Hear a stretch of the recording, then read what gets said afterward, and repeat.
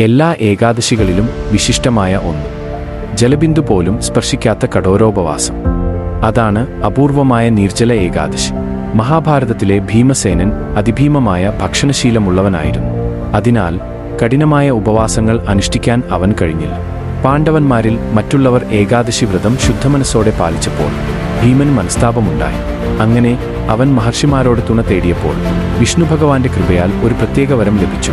വർഷത്തിലെ എല്ലാ ഏകാദശികളുടെയും പുണ്യം ഒറ്റയടിക്ക് ലഭിക്കും. ഒരു നീർജല ഏകാദശി മാത്രം കർശനമായി പാലിച്ചാൽ മതി. നീർജല ഏകാദശിയിൽ ജലമോ അന്നമോ ഒന്നും സ്പർശിക്കാൻ പാടില്ല. 24 ഏകാദശികളുടെ ഫലം ഇതിൽ അടങ്ങിയിട്ടുണ്ട് എന്നതാണ് വിശ്വാസം. ഇത് ഭക്തിയോടെ പാലിച്ചാൽ പാപങ്ങൾ ക്ഷാളനം ചെയ്യപ്പെടുകയും മോക്ഷത്തിനുള്ള പാത വികസിക്കുകയും ചെയ്യും. ഇന്ന് നിങ്ങൾ ഈ വ്രതം പൂർണ്ണമനസ്സോടെ പാലിച്ചാൽ ഭഗവാന്റെ അനുഗ്രഹം ലഭിക്കാതിരിക്കില്ല. ഇതുപോലെയുള്ള അപൂർവമായ പുരാണ കഥകൾക്കായി പൗരാണിക കഥകൾ ഫോളോ ചെയ്യുക.